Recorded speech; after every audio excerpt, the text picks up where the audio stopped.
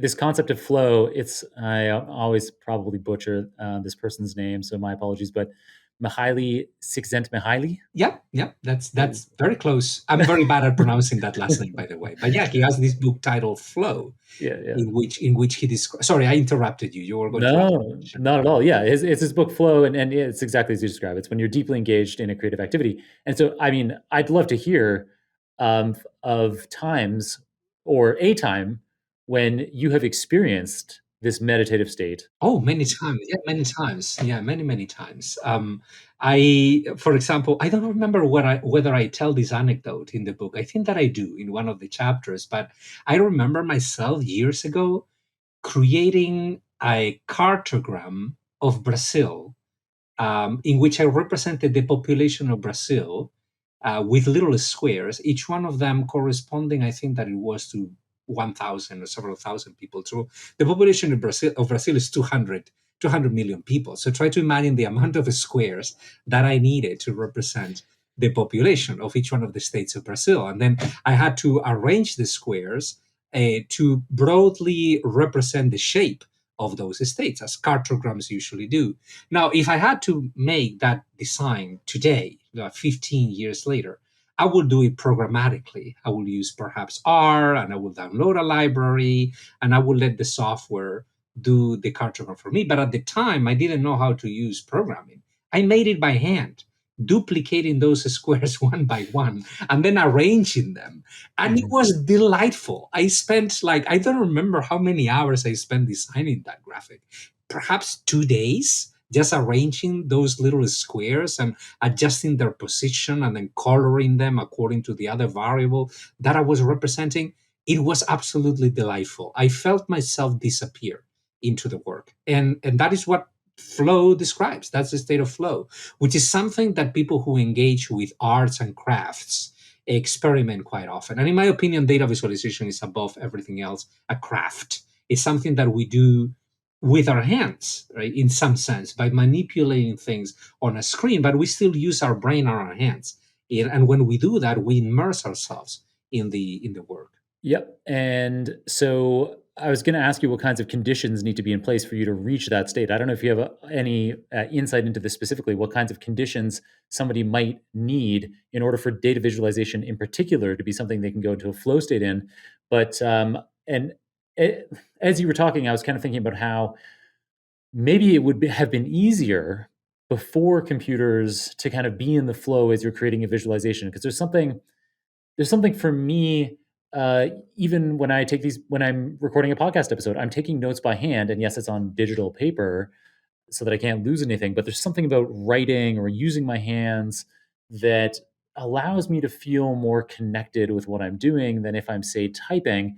And I have hypotheses. I don't know if it's related to it being the case for me and probably for you as well, that I grew up writing but not typing as a child. So Mhm. maybe there's something about that. But it's also occurred to me that it could be something like that you only need one side of your brain, the motor cortex, to be writing with your hand, but the keyboard takes up both sides of your motor cortex. And so maybe there's just kind of less availability for creativity or flow. Anyway, I'm going off on tangents and I'm kind of putting thoughts into your mouth. But the main idea here is, what do we need in order to get into a flow state?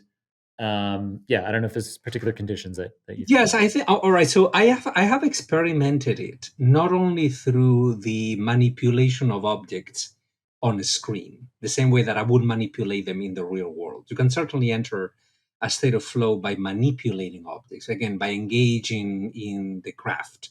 But I have entered that state of flow by writing code or by other doing another activity. All that it is required is that you pay attention to the present moment. That's all that matters. So, in that sense, it's like meditation. I mean, meditation is all about focusing on the present, forgetting about the future, forgetting about the past, focusing your entire attention on what you are doing at that very moment.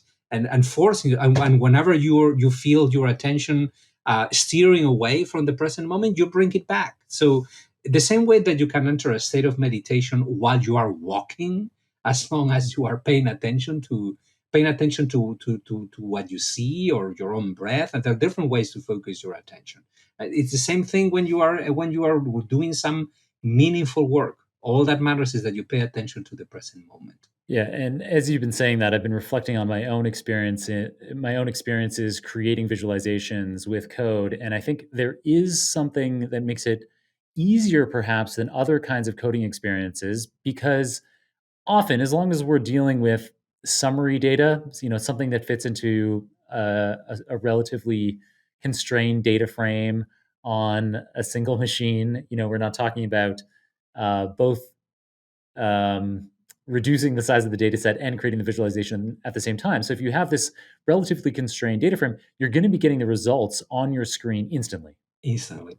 Mhm. And so it's this continuous flow of output, output. You can change arguments, see how that changes things. Okay, you change this color, you change this positioning. And that prompts you to keep going. And it's just like that. That's the other thing. I mean, in the past, for example, I didn't begin my career designing data visualizations. I began my career designing information graphics, which is information design. So I did, for example, I made tons of visual explanations about, I don't know, the latest NASA mission to Mars or whatever. And I had to design sort of the trajectory of the spacecraft or whatever. I made this spaceship in 3D using a program called Maya, which is used in movies to create 3D objects. I know how to model and texture things in Maya. And whenever I had to create a project like that, I usually began by modeling the object that I was going to show. Because seeing it in front of me, sort of like rising up, appearing little by little and taking shape in front of me while I was manipulating it like if it were a piece of clay, essentially, that put me in a state of flow, and that prompted me to keep going. Oh, this is so cool. It's like your brain feels encouraged to keep working and working and working. And perhaps that is similar to what you're describing about the constant back and forth between writing a line of code and seeing the results immediately. That gets you excited. Oh, this is so cool. Let me keep going. Let me keep going. And this is completely unconscious. You don't sort of like describe that in any meaningful way. It is your brain acting on its own, and that is what makes you enter this state. And that describing, kind of like in meditation, once you're thinking, as soon as you start thinking about Mhm. meditating, you've kind of blown it. Yeah, you don't think about thinking. It's like you Yeah, just let your body and your brain be present in the present. yeah. So related to this idea of flow, earlier you talked about different kinds of data visualization experts, different kinds of designers. So, for example, you mentioned the eccentrics, and later in your book, in part two, you talk about the eccentrics as having an autotelic temperament. Mhm. So, I did an episode a while ago. I can probably look it up quickly. Yeah, so I did this episode about a year ago, episode 618. It was called The Joy of Atelic Activities. And so this is a concept that I learned from a book called 4,000 Weeks, is what the book was called, which Mhm. is about that's the number of weeks that you would have in an 80-year lifespan, typical human lifespan. And the book was talking about how engaging in activities where there is no desired outcome. So, going for a hike where you're not like, oh, I'm gonna get an I, extra I kilometer this I time. need to get somewhere. And so Yeah, the purpose of the trip is not to get somewhere. The purpose of the trip is the walking, mhm. is the path that you're taking, right? Every single step that you take, it's its own purpose.